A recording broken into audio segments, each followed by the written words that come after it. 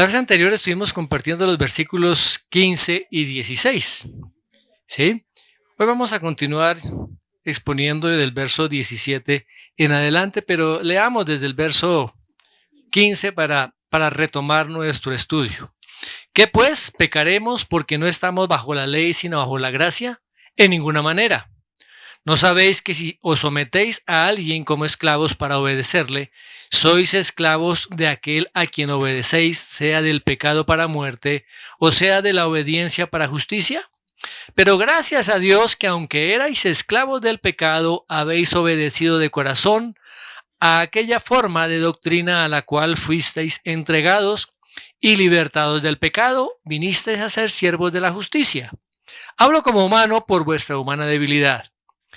Que así como para iniquidad presentasteis vuestros miembros para servir a la inmundicia y a la iniquidad, así ahora para santificación presentad vuestros miembros para servir a la justicia. Porque cuando erais esclavos del pecado, erais libres acerca de la justicia. Pero ¿qué fruto teníais de aquellas cosas de las cuales ahora os avergonzáis? Porque el fin de ellas es muerte. Mas ahora que habéis sido libertados del pecado y hechos siervos de Dios, tenéis por vuestro fruto la santificación y como fin la vida eterna. Porque la paga del pecado es muerte, mas la dádiva de Dios es vida eterna en Cristo Jesús, Señor nuestro. Padre, te damos gracias por tu preciosa palabra. Señor, solamente por la gracia de tu Espíritu Santo manifestada en cada una de nuestras vidas, es que puede traer esa iluminación a nuestro entendimiento. Señor, abre nuestro entendimiento para que estas verdades profundas y eternas del Evangelio sean escritas en él, escritas en nuestra mente, en nuestro corazón. Señor amado, humanamente, Señor, a veces no podemos entender ni comprender tantas cosas maravillosas que tú nos has dejado escritas. Pero gracias porque ya hemos nacido de nuevo. Y ahora tu Espíritu Santo ilumina y revela a nuestro espíritu aquellas cosas que necesitamos comprender para vivir la vida cristiana como tú anhelas que la vivamos, como tú quieres que la vivamos. Gracias en el nombre de Jesús. Amén. Amén. Muy bien. En el versículo 15 y 16, el apóstol Pablo acaba de manifestar un principio. ¿Sí? ¿Cuál es? Que una persona es esclavo o bien del pecado y Satanás por ende, o de la justicia y de Dios. O somos esclavos del pecado o somos esclavos de la justicia. O somos esclavos de Satanás o somos esclavos de Dios. Y en el versículo 17 y 18 dice, pero gracias a Dios que aunque erais esclavos del pecado, habéis obedecido de corazón a aquella forma de doctrina a la cual fuisteis entregados, y libertados del pecado vinisteis a ser siervos de la justicia. Fijémonos aquí cómo el apóstol Pablo comienza dando gracias a Dios. No está exaltando o alabando la sabiduría de sus hermanos, ¿cierto?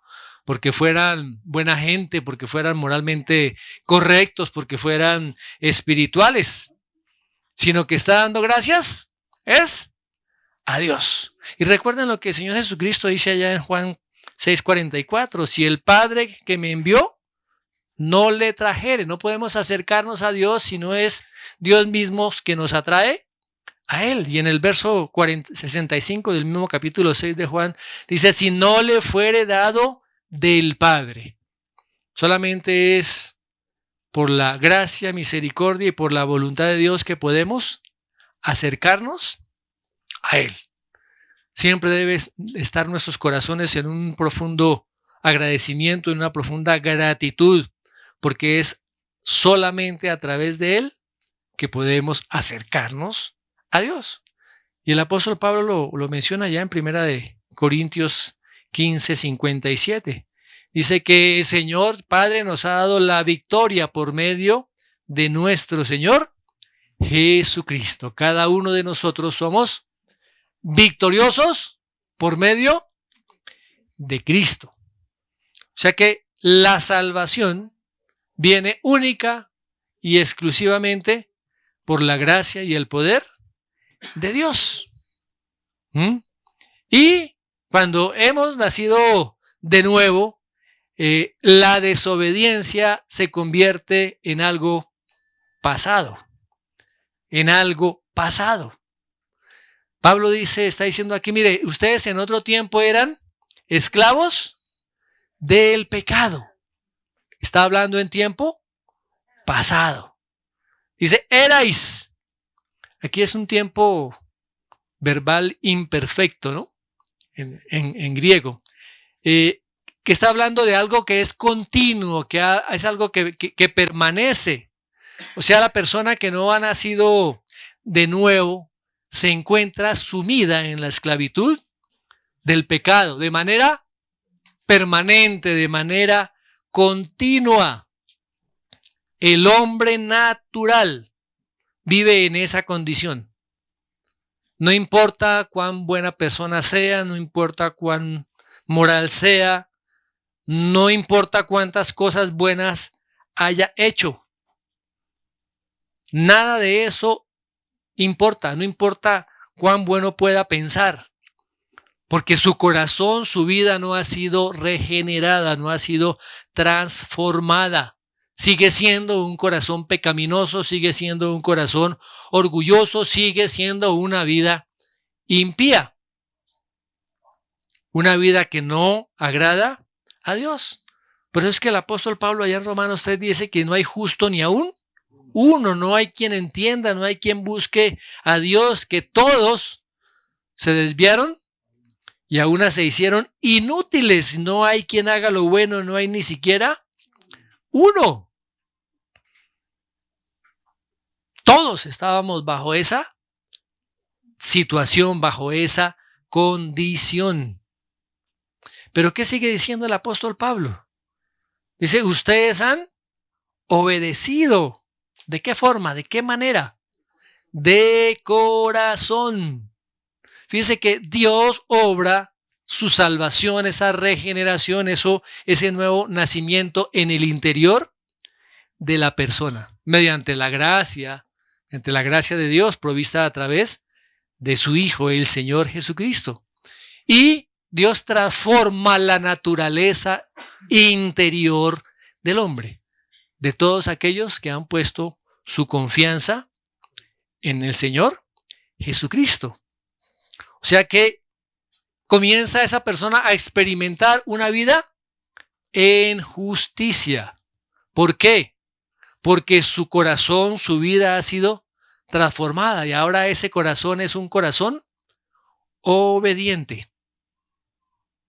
Y a través de ese corazón obediente que confía en el Señor, que confía en su justicia, se manifiesta la gracia de Dios, se manifiesta la gloria de Dios en la vida de esa persona.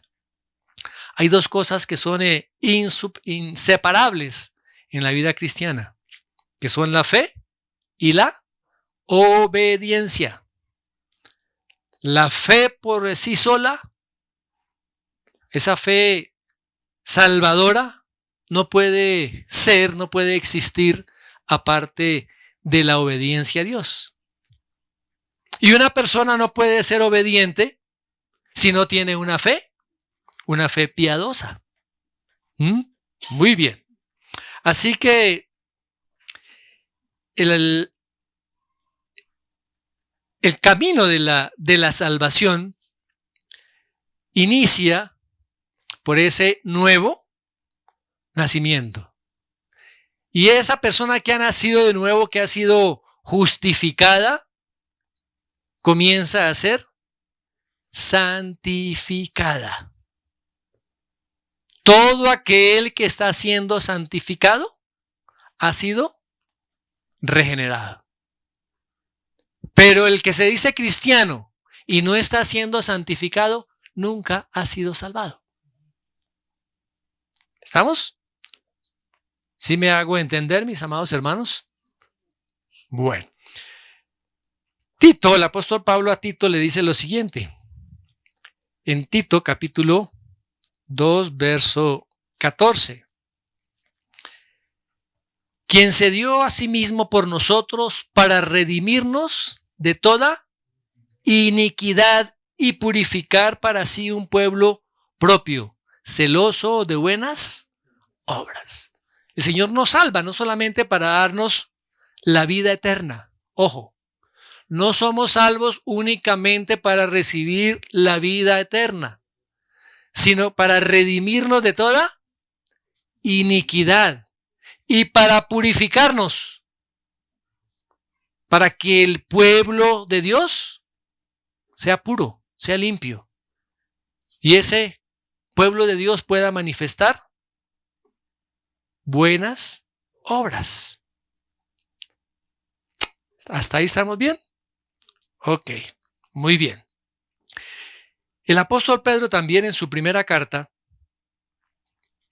capítulo 1, verso 2, dice lo siguiente: elegidos según la presciencia de Dios Padre, en santificación del Espíritu, para obedecer y ser rociados con la sangre de Jesucristo, gracia y paz os sean multiplicadas.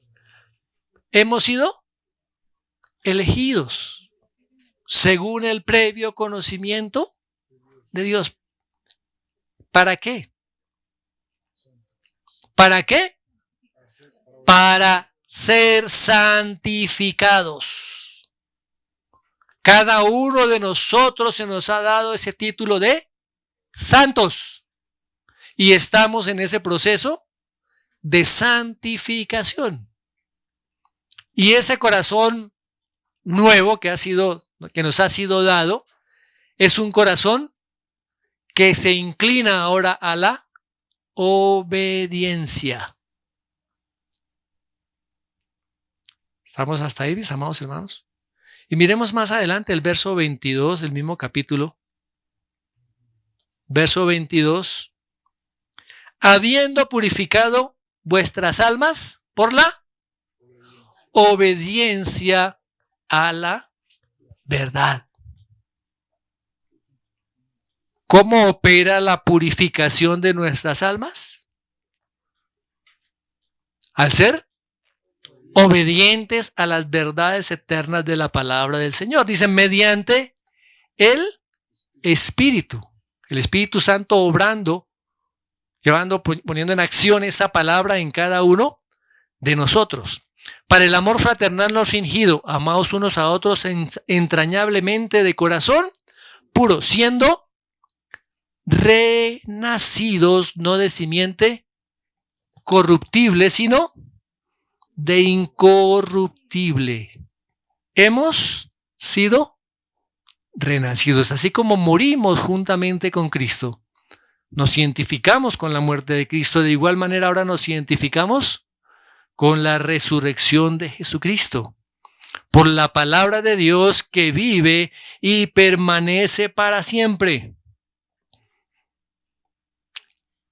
La obediencia a Jesucristo es lo mismo que obedecer a su palabra. ¿Y qué dice con respecto a la palabra? Que la palabra de Dios vive y que permanece para siempre.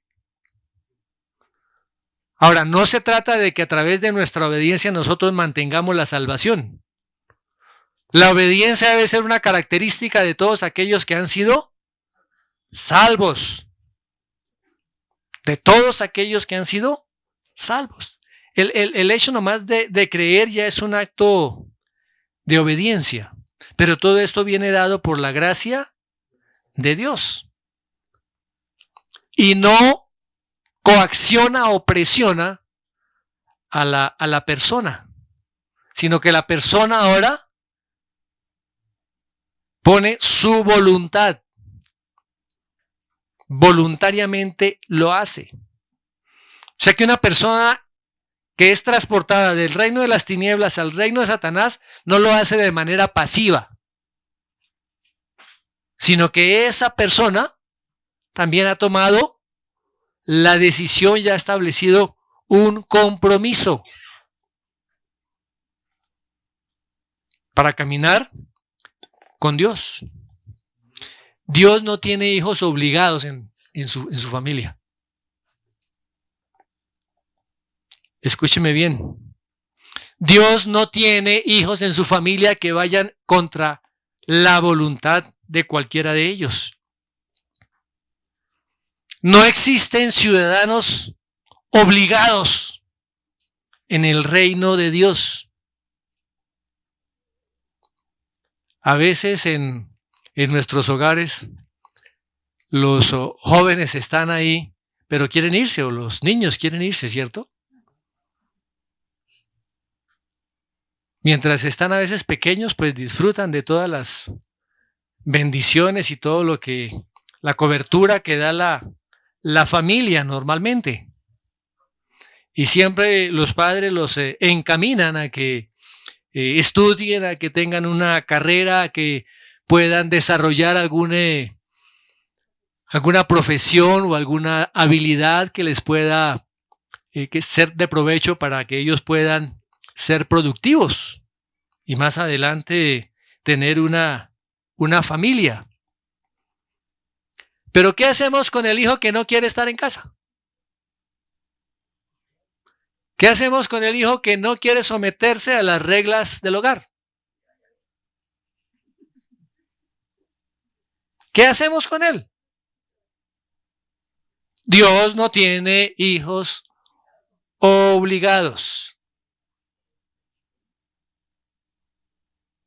Ahora, ¿alguno de nosotros es hijo obligado? ¿Se siente como hijo obligado?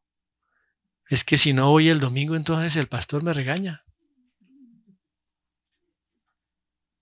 ¡Ah, carambas! Fíjese la confianza que manifiesta aquí también el apóstol Pablo, ¿sí? Dice que a sus hermanos de Roma, ustedes han obedecido. ¿A qué han obedecido? Dice, a aquella forma de doctrina a la cual fueron entregados.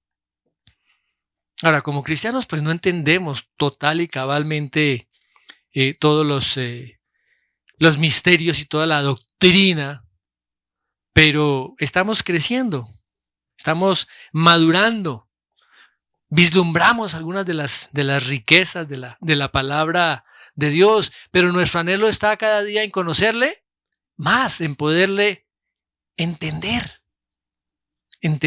quién es Dios, entender sus planes.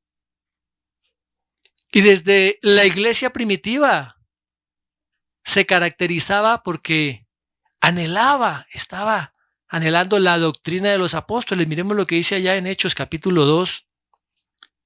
Hechos capítulo 2, verso 42. Dice, y perseveraban en la doctrina de los apóstoles, en la comunión unos con otros, en el partimiento del pan y en las oraciones. Y esa debe ser una característica de la iglesia hoy en día. Perseverar en la doctrina de los apóstoles. Pero es triste, mis hermanos, que muchas de las predicaciones que hoy en día se dan, no hay ningún tipo de doctrina.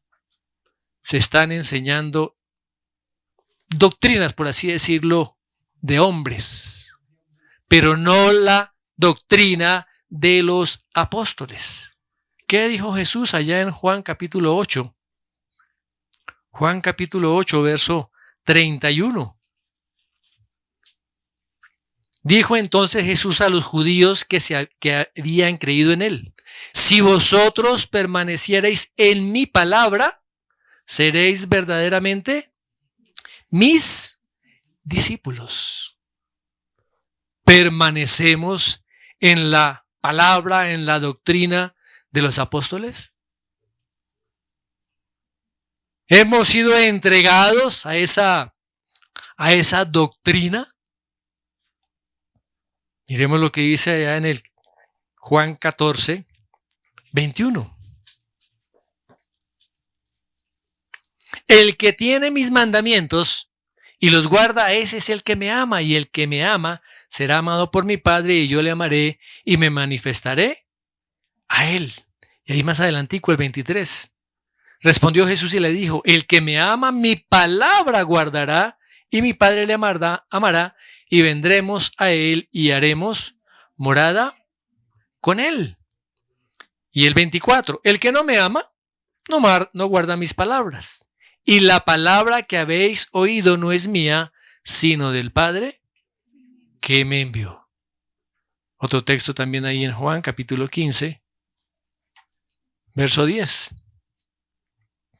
Si guardareis mis mandamientos, permaneceréis en mi amor, así como yo he guardado los mandamientos de mi Padre y permanezco en su amor.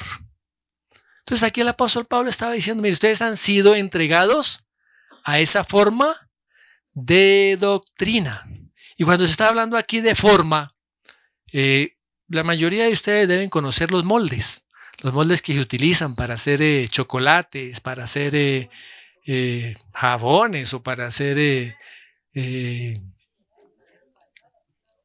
gelatina, ¿cierto?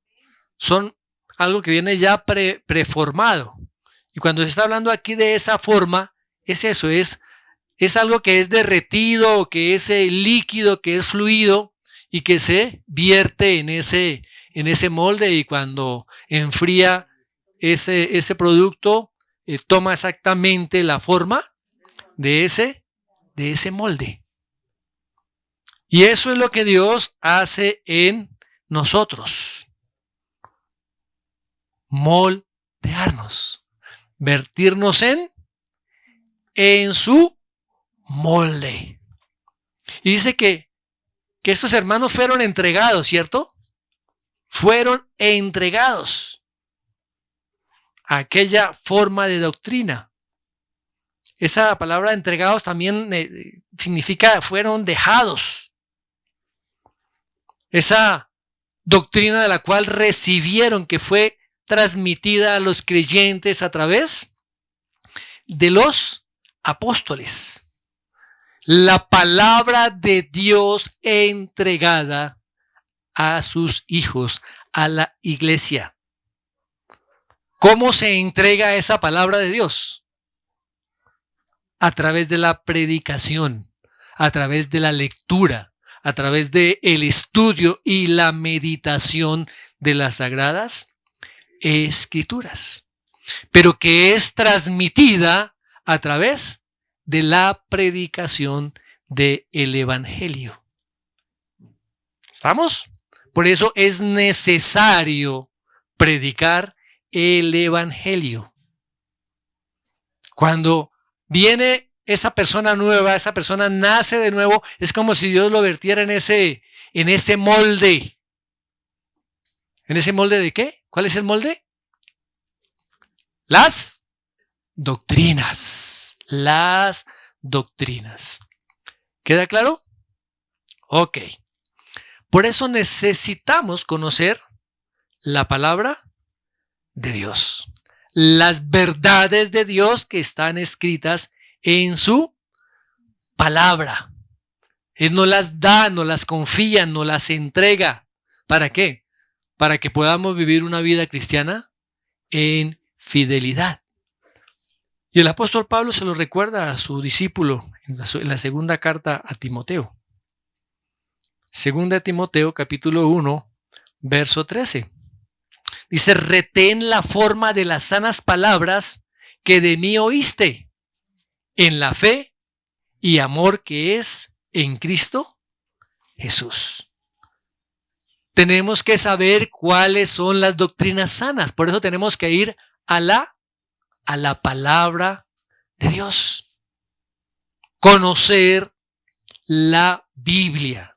Conocer las doctrinas. Y más adelante también, en el capítulo 4, verso 3, dice, porque vendrá tiempo cuando no sufrirán la sana doctrina, sino que teniendo comezón de oír, se amontonarán maestros conforme a sus propias concupiscencias. Tristemente es lo que vemos que está ocurriendo hoy. ¿Qué quiere hacer la gente? Escuchar algo que lo haga sentir bien. Que me digan cuán bueno soy, cuán bendecido voy a hacer si hago determinadas cosas. Cosas que aprovecha el predicador para aprovecharse de los incautos que lo están escuchando. Por eso la palabra dice, tenemos que retener esas formas sanas de doctrina, las sanas palabras que vienen de parte de los apóstoles.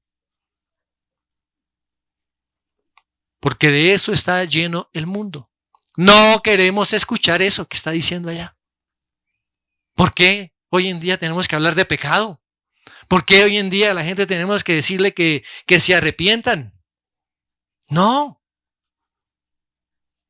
No es justo. Si es que venimos a la iglesia, escuchaba algún día decir a alguien, venimos a la iglesia con una cantidad de cosas que nos han pasado en la semana y queremos tener un momento de paz. Hermano, usted a la iglesia no viene a tener momentos de paz. Cuando venimos a la iglesia, venimos a adorar al que vive y reina por los siglos de los siglos. Esa paz la debió haber buscado en su lugar secreto allá con el Señor, en arrepentimiento, en abrir su corazón para que Él sane y pueda restaurar. Otro texto que se menciona allí también en la carta a Tito, en el capítulo 1, verso 9. Dice, retenedor de la palabra, fiel tal como ha sido enseñada. Mis amados hermanos, la palabra que hemos recibido es esa palabra que nosotros tenemos que primero retenerla en nuestros corazones y luego compartirla, enseñarla, predicarla. ¿Para qué? Para que también pueda exhortar con sana enseñanza y convencer a los que contradicen. El exponernos a la palabra de Dios nos lleva a ver nuestra propia condición delante de Dios. El exponernos delante de la palabra de Dios nos lleva a cada día admirar y exaltar más al Dios que tenemos. El exponernos a la sana doctrina del Señor nos lleva a dar gracias, a tener un corazón agradecido permanentemente por la obra del Señor Jesucristo, porque el Padre nos ha entregado a Cristo. El que está en Cristo es una nueva creación. Muy bien. Otro texto ahí en mismo Tito también, capítulo 2, versículo 1. Pero tú habla lo que está de acuerdo con la sana doctrina. Mis amados hermanos, como predicadores de la palabra del Señor, se nos ordena, se nos manda hablar todo lo que está de acuerdo con la sana doctrina, con la doctrina que está escrita en la palabra de Dios. Y el cristiano que comienza a obedecer esa sana doctrina va siendo conformado a la imagen de Dios. Se convierte en un modelo viviente del Evangelio. Se imprime la imagen de Cristo en la vida de esa persona.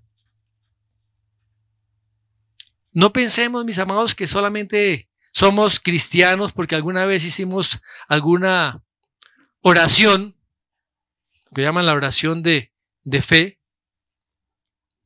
No, mis hermanos. Nos convertimos realmente en cristianos cuando Dios ha obrado por medio del Espíritu Santo en nosotros una nueva vida. Nos ha regenerado. Recibimos la salvación de parte de Dios.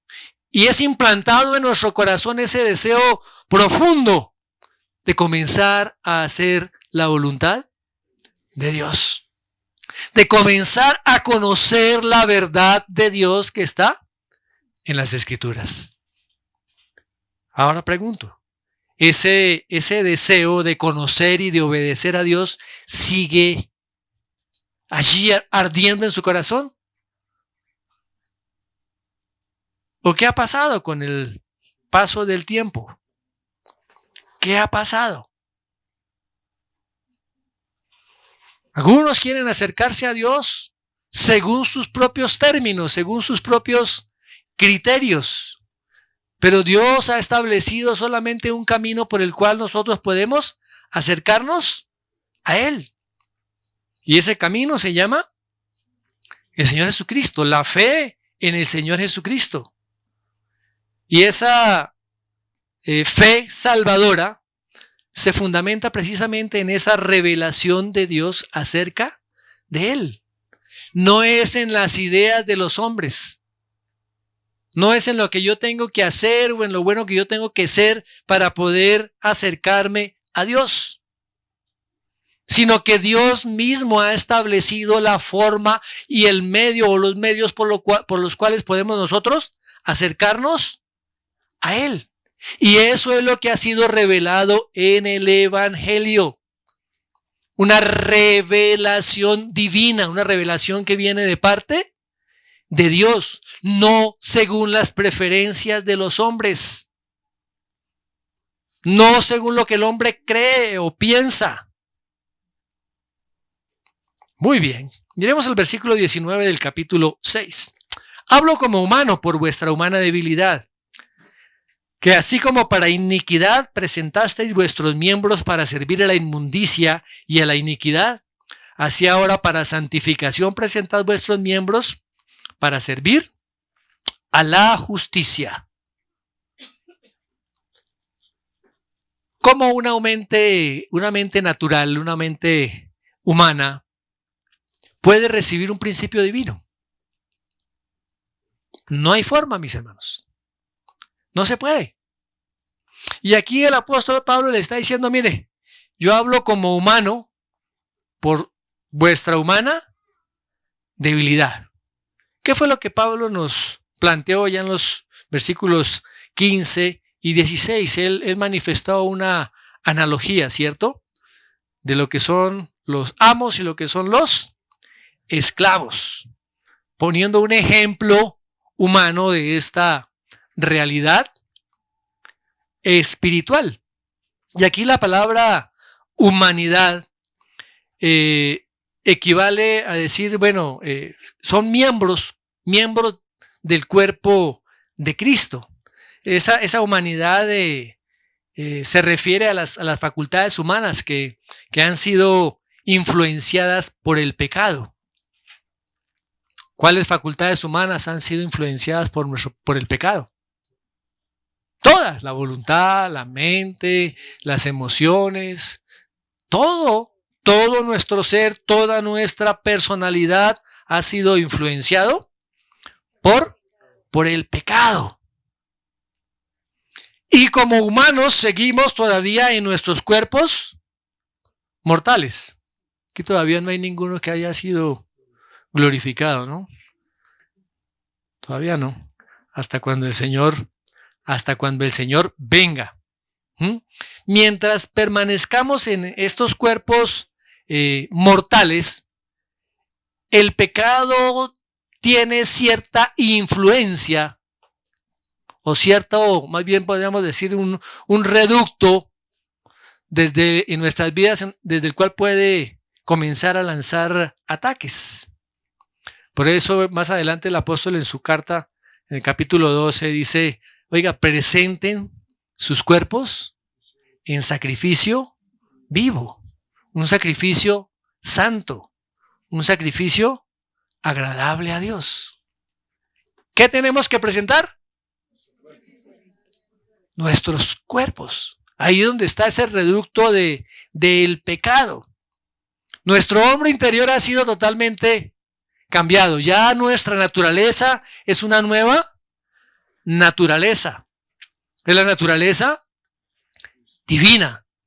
Ahora estamos siendo amoldados, estamos siendo formados a la imagen de Cristo. Pero el hombre exterior sigue estando aún sujeto a la contaminación del pecado. ¿Qué problema, no? Y aquí el apóstol Pablo está animando a que como cristianos y de manera práctica podamos manifestar nuestras vidas acorde a esa nueva naturaleza que Él nos ha dado. Ahora, eso no significa que como cristianos no pequemos. Lo que significa es que no estamos sometidos a la esclavitud del pecado, porque hemos cambiado de amo. Ya no somos esclavos del pecado y Satanás, sino ahora somos siervos de la justicia, siervos de Dios. O sea que cada cristiano tenemos ahora la libertad para no pecar. Cuando no habíamos nacido de nuevo, estábamos esclavizados todo el tiempo por el pecado. O sea, no éramos libres para no pecar. Éramos esclavos para pecar permanentemente. Pero ahora en Cristo tenemos la libertad para no pecar. ¿Tienen la diferencia? Tenemos libertad para no pecar. ¿Y cuál es esa libertad para no pecar? Es la obediencia a la cual debemos a nuestro nuevo Señor, a nuestro nuevo amo. ¿Hasta ahí vamos bien? Antes de que fuéramos salvos, mis amados hermanos, estábamos inclinados totalmente, como dice el apóstol aquí, a la inmundicia y a la iniquidad.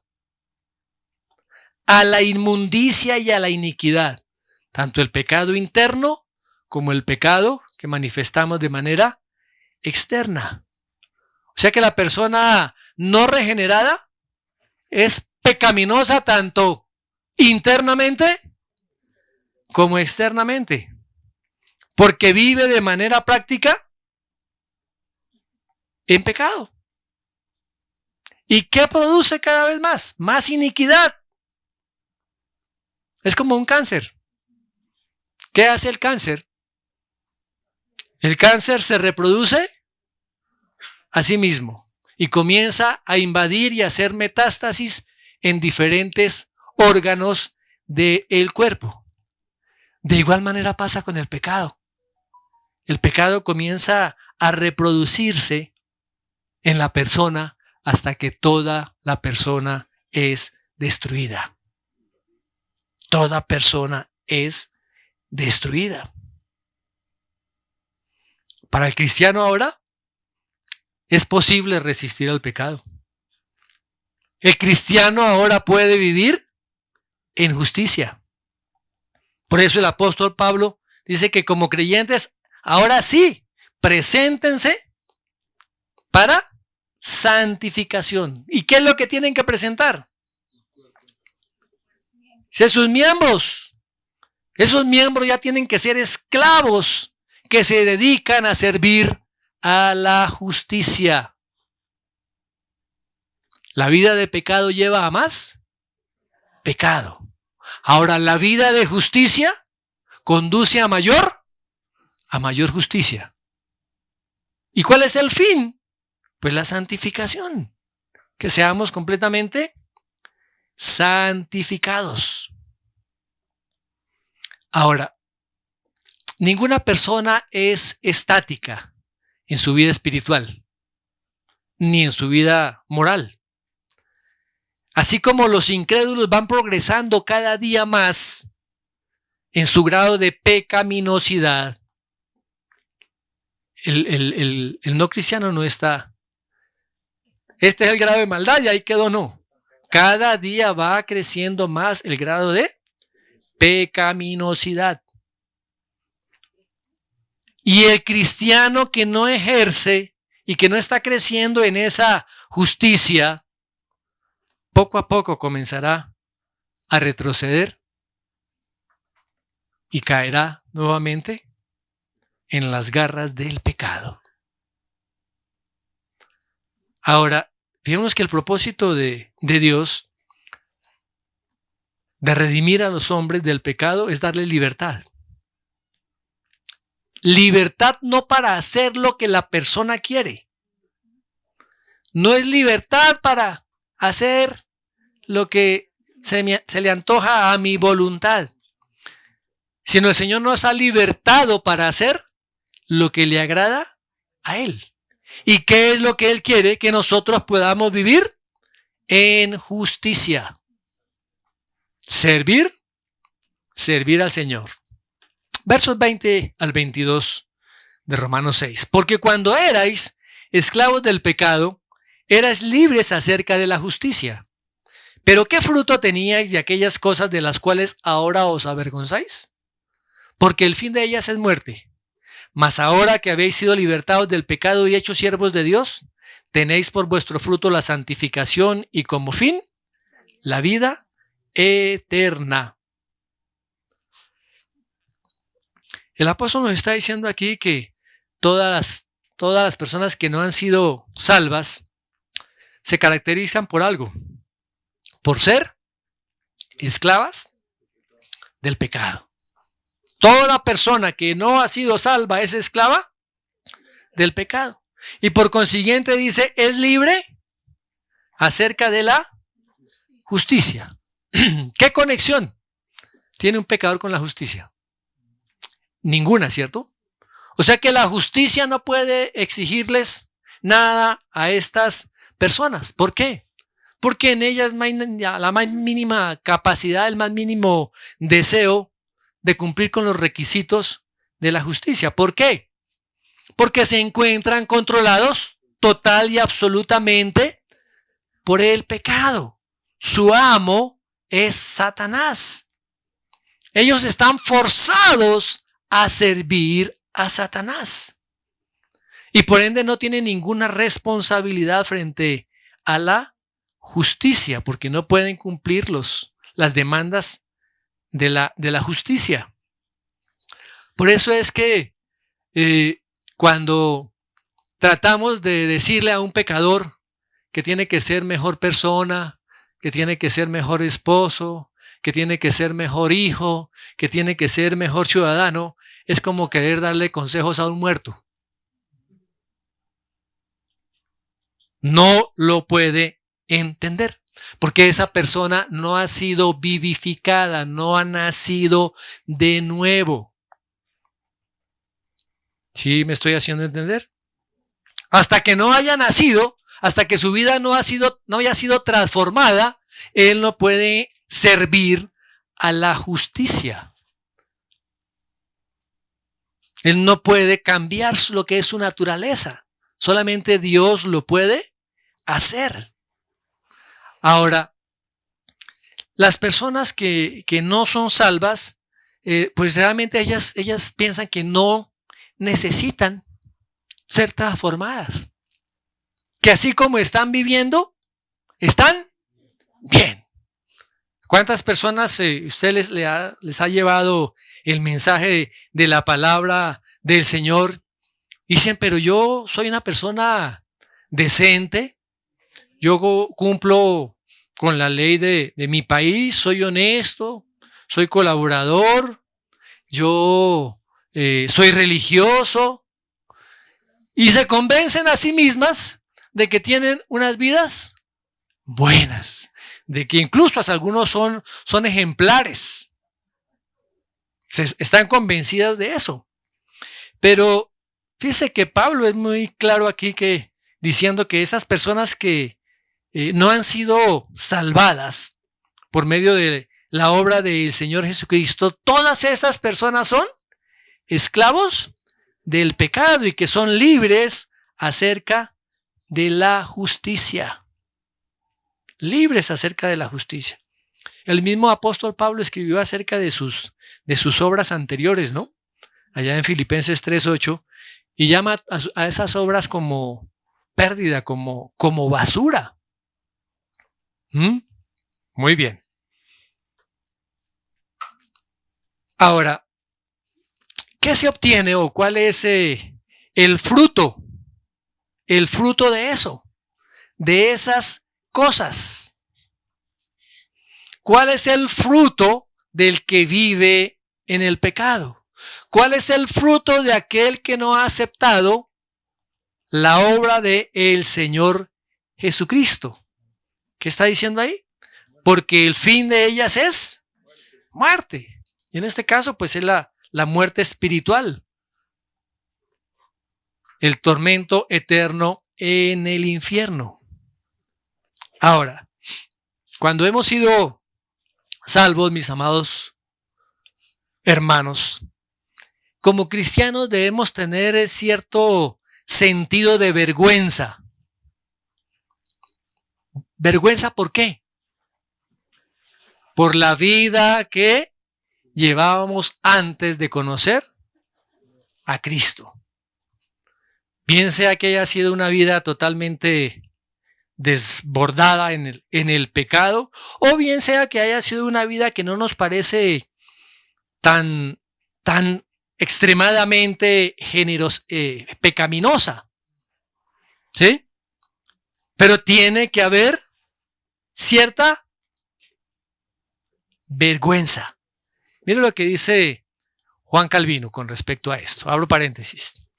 Tan pronto como los piadosos empiezan a ser iluminados por el Espíritu de Cristo y la predicación del Evangelio, con toda libertad reconocen que toda su vida pasada, la cual vivieron sin Cristo, es digna de condenación. Lejos de tratar de excusarse por ella, de hecho están avergonzados de sí mismos. Sin duda, van todavía más lejos y de continuo tienen presente esa ignominia en sus mentes, para que la vergüenza que ello les trae pueda hacerles más dispuestos, más humildes y más honestos para con Dios. ¡Wow!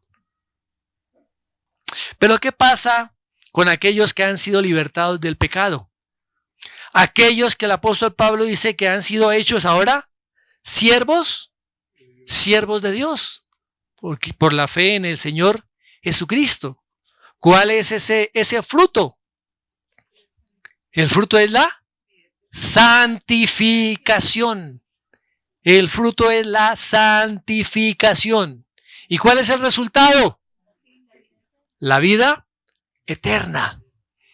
O sea que al ser salvos, Dios no solamente nos hace libres del castigo en el infierno, el castigo por causa del pecado, sino que también nos libra de la esclavitud, de esa tiranía presente del pecado. Por eso dice que son libertados del pecado. Y les repito, no es que no sea el cristiano capaz de pecar, sino que el cristiano ya no es esclavo del pecado, ya no es súbdito, ya no es impotente ante el poder del pecado. Y aquí Pablo está hablando de esa libertad del pecado. Somos libres de el pecado. ¿Y es un hecho para el futuro? No, es un hecho real, es un hecho que ya está cumplido.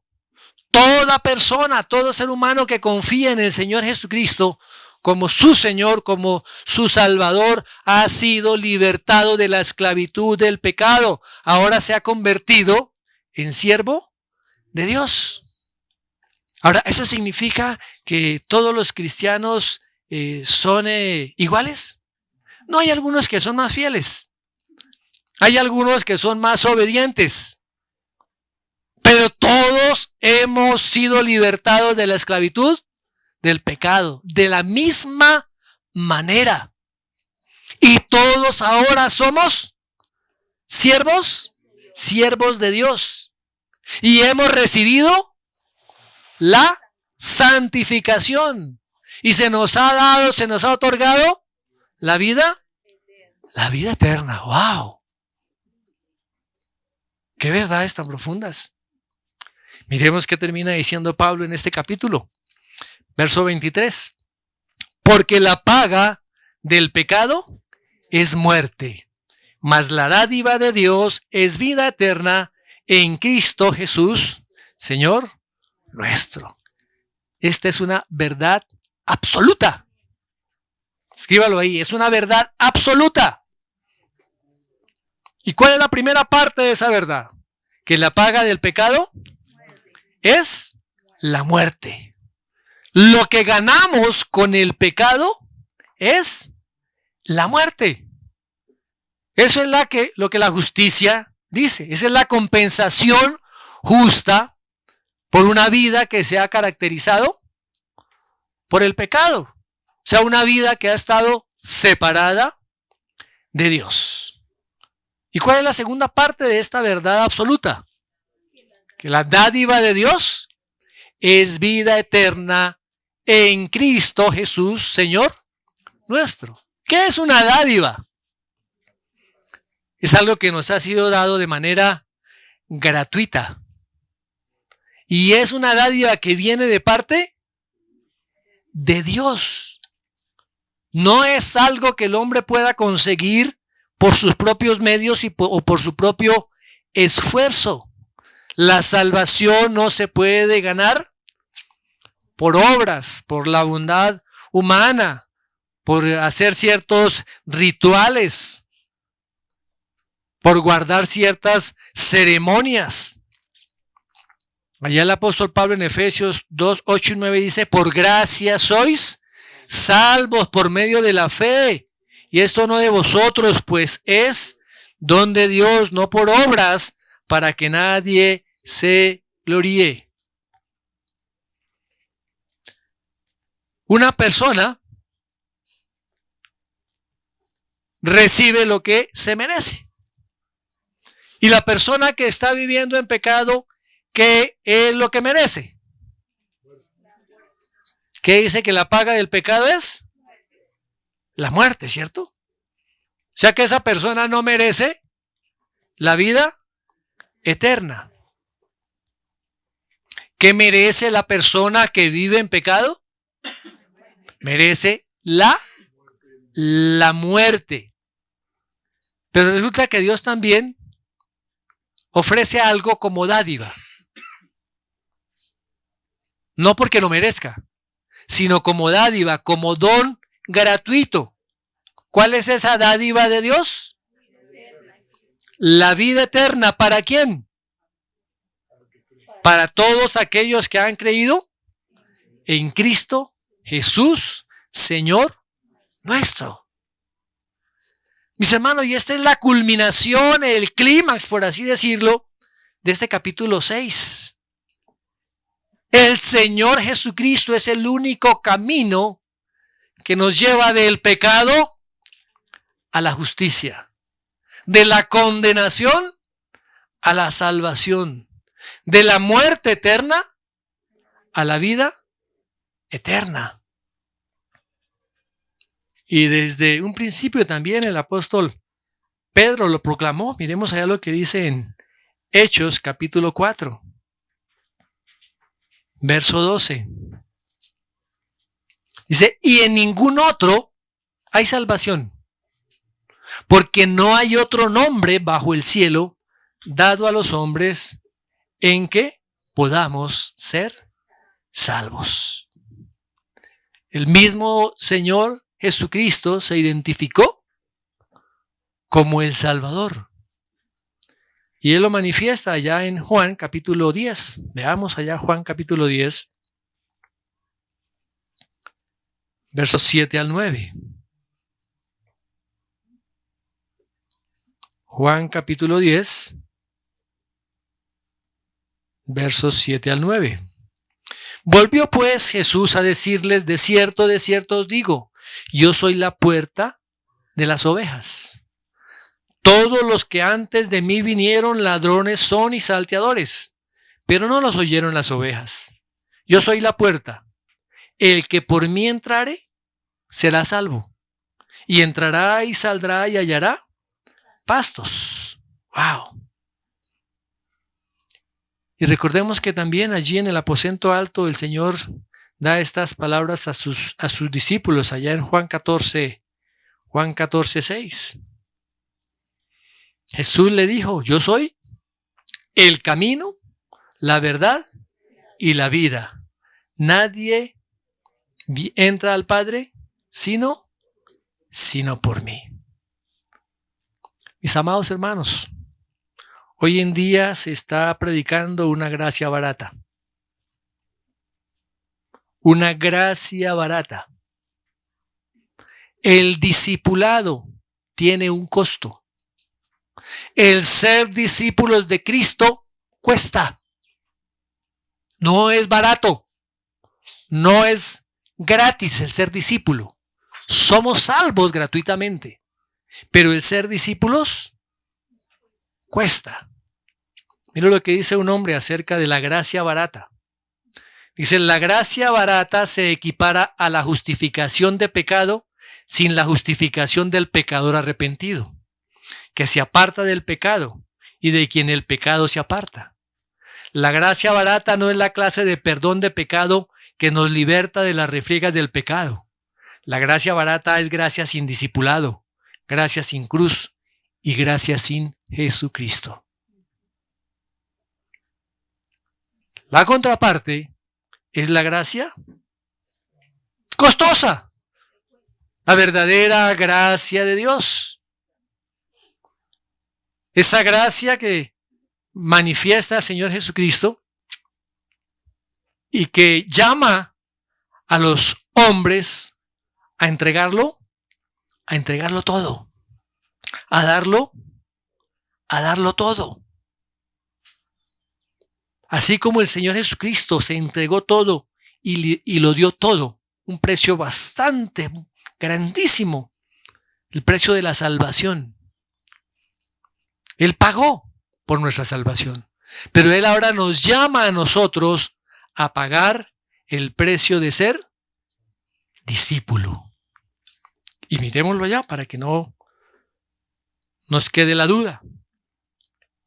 Lucas. Evangelio de Lucas, capítulo 14, verso 26 en adelante. Dice, si alguno viene a mí y no aborrece a su padre y madre y mujer e hijos y hermanos y hermanas y aún también su propia vida, no puede ser mi discípulo.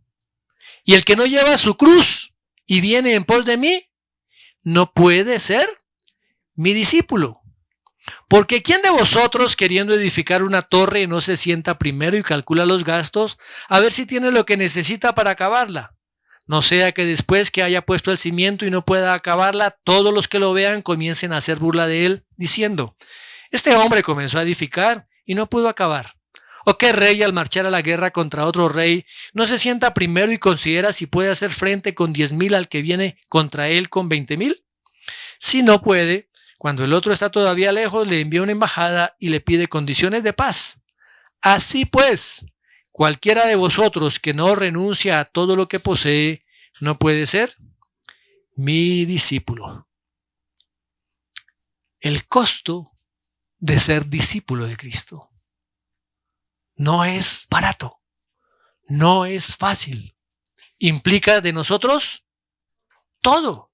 Por eso es que también en las otras parábolas que el Señor nos enseñó, en la parábola de la perla de gran precio y el tesoro que estaba escondido en el campo, ambos hombres, ¿qué hicieron? ¿Recuerdan? Fueron y vendieron todo lo que tenían para comprar esa perla y para comprar ese terreno. Mis amados hermanos, el Señor Jesucristo no está buscando personas que quieran añadirlo, ¿cierto?, a su pecado como si fuera un seguro contra incendios. Yo conozco de Dios, ya por eso entonces yo soy salvo, ya no voy a ir al infierno. Él no está buscando personas que quieran ser moralmente correctas, que quieran ser buena gente, sin haber nacido de nuevo, sin haber pasado por la cruz. Hoy se quiere predicar un evangelio sin la cruz. Él no está buscando reformar cadáveres, embellecer cadáveres. Él no está procurando mejorar una naturaleza caída. No. El Señor Jesucristo llama a aquellos que realmente estén dispuestos a ser transformados por Él. Transformados desde su interior. Que anhelan esa nueva naturaleza. Creada a la imagen de Dios, esa semejanza santa.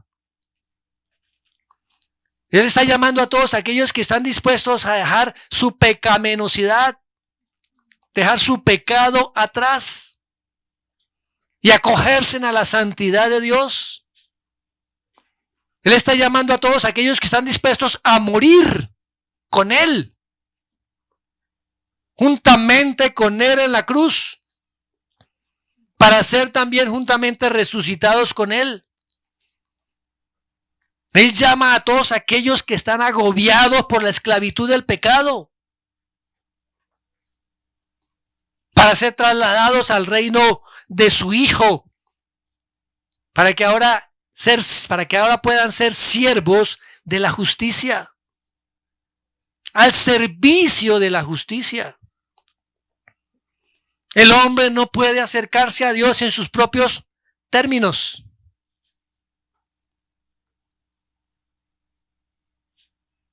Solamente podemos acercarnos a Dios a través de los términos que Dios ha establecido en su palabra.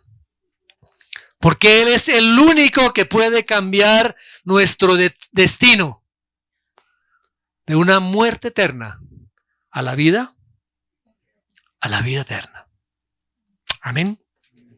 Padre, te damos gracias por tu palabra. Gracias, oh Dios, porque nos has hecho ahora siervos de la justicia. Señor, que podamos entender, comprender y vivir de acuerdo al llamamiento que nos has hecho como siervos de la justicia.